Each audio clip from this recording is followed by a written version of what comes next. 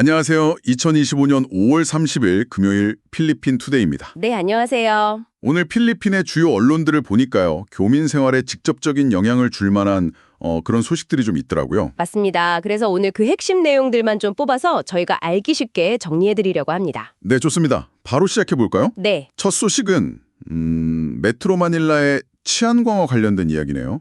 네. 그 CCTV 설치 계획이죠? 맞아요. 내무지방자치부 DILG에서 발표했는데 마르코스 대통령 7월 국정연설 전에 메트로 마닐라 전역에 CCTV를 6만 대나 설치하겠다 이런 계획입니다. 6만 대요? 와, 정말 많네요. 그렇죠. 이게 중앙집중식 911 긴급 대응 시스템 이걸 좀 더 효율적으로 만들려는 목적이라고 합니다. 그러니까 기존에 있던 37개의 정부나 지자체 핫라인들 이걸 하나로 통합하고 경찰, 소방, 바람가이, 의료 대응까지 다 연계하겠다는 거죠? 네, 목표 응답 시간도 정했더라고요. 메트로 마닐라는 3분에서 5분, 3분에서 5분. 그리고 지방은 10분 이내로요. 꽤 빠른 대응을 목표로 하는군요. 메트로 마닐라 면적이 620평방킬로미터 정도 되는데 여기를 100m마다 카메라를 설치해서 사각지대를 없애겠다. 상당히 구체적이에요. 네, 계획만 보면 정말 안전해질 것 같고 기대가 되긴 합니다. 근데 또 우려의 목소리도 나오고 있다면서요? 네, 아무래도 그렇죠. 일단 그 설치될 CCTV가 중국산, 특히 하이크비전 제품일 가능성이 높다는 얘기가 나오면서요. 하이크비전이면 예전에 그 보안 문제로 논란이 좀 있었던 이런 위험에 대한 걱정이 있고요. 또 예전에 바람가이 CCTV가 설치는 됐는데 제대로 작동 안 했던 경험들 때문에 이게 정말 실효성이 있을까 하는 의문도 좀 제기되는 상황입니다. 그렇겠네요. 또 6만 대나 되는 카메라를 실시간으로 다 모니터링할 인력은 충분할까 이런 문제도 있을 거고. 네. 그리고 또 사생활 감시, 이른바 빅브라더 논란 같은 것도 좀 걱정이 되죠. 네, 앞으로 어떻게 진행될지 좀 지켜봐야 할 것 같습니다. 맞습니다. 자, 다음은 우리 교민 가정, 특히 자녀분들 교육과 관련된 중요한 변화 소식입니다. 네. 시니어 하이스쿨 SHS 교육과정 개편 이야기죠. 네, 맞아요. 필리핀 교육부 데페드에서 내후년이죠. 2026년부터 시니어 하이스쿨 프로그램을 전면 개편한다고 발표했습니다. 어떤 점들이 주로 바뀌나요? 일단 커리큘럼이 대폭 완화됩니다. 필수 과목 수가요. 기존에 15개였는데 15개요? 꽤 많았네요. 네. 근데 이걸 5개로 줄인대요. 효과적 의사소통, 생활기술, 일반 수학, 일반 과학, 그리고 필리핀 역사 및 사회 딱 이렇게 5개요. 오, 확 줄어드네요. 그럼 학생들 부담이 좀 줄겠어요? 그렇죠. 필수 과목이 줄어드는 대신에 선택 과목은 좀 더 확대됩니다. 선택권이 넓어지는군요. 네. 11학년 때는 2개, 그리고 12학년 때는 5개에서 7개까지 선택할 수 있게 된대요. 그리고 또 중요한 변화가 있다고요. 네. 바로 현장 실습, 그 워크 임머션 시간이 크게 늘어납니다.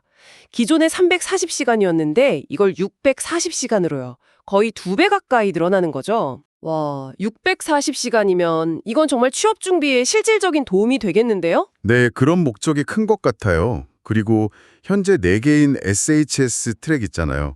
아카데믹, TBL, 예술 디자인, 스포츠. 네네. 이것도 아카데믹하고 기술, 직업, 생활, TBL 이렇게 2개로 단순화할 계획이라고 합니다. 그럼 이제 진로 선택이 좀 더 명확해지겠네요. 대학이냐 아니면 기술 직업 교육이냐. 그렇죠. 학생들이 좀 더 명확한 경로를 선택하도록 돕겠다는 취지로 보입니다. 이게 근데 벌써 시범 운영 중이라고 들었는데요. 네, 맞아요. 올해 이미 전국에서 800만 원개 학교, 공립이 580개, 사립이 261개 학교에서 시범 운영 중이라고 하고요. 써니안가라 교육부 장관 말로는 학생이나 학부모들 반응도 꽤 긍정적이래요. 과목 부담 줄고 선택권 늘어난 거에 대해서요. 긍정적인 측면이 있군요.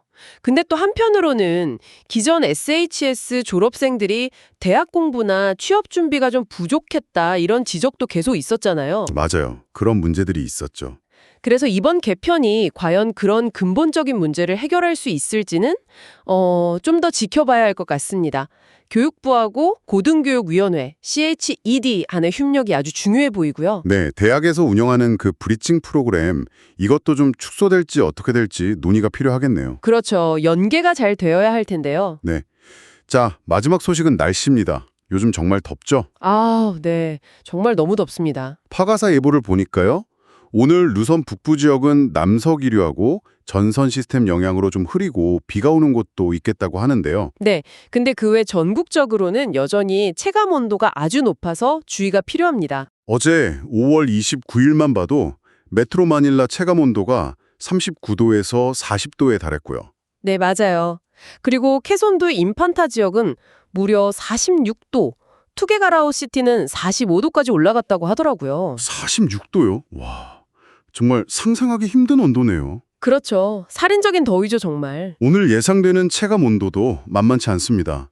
메트로 마닐라는 여전히 39도에서 40도 예상되고요. 네. 인판타는 43도, 투게가라오 시티는 45도, 이렇게 매우 높을 것으로 보입니다. 건강관리 정말 잘하셔야겠습니다. 네, 고온에 정말 각별히 유의하셔야겠고요. 그리고 또 하나 주의할 점이 주말부터 다음 주 화요일, 그러니까 6월 3일까지는 루손 지역을 중심으로 비가 계속될 가능성이 있답니다. 아, 비 소식이 또 있군요. 네, 일부 지역에서는 중간에서 강한 비가 내려서 홍수나 산사태 위험도 있다고 하니까요.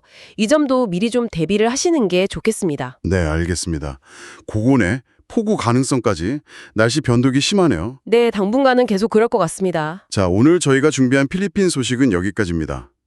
메트로 마닐라의 대규모 CCTV 설치 계획과 그 이면의 우려들, 그리고 자녀 교육과 관련된 고등학교 과정 개편 소식, 마지막으로 당분간 이어질 고온과 또 폭우 가능성까지 짚어봤습니다. 네, 이렇게 사회적으로나 자연적으로나 변화가 클 때는 무엇보다 기본에 충실해서 건강과 안전을 최우선으로 챙기시는 게 중요할 것 같습니다. 네, 맞습니다.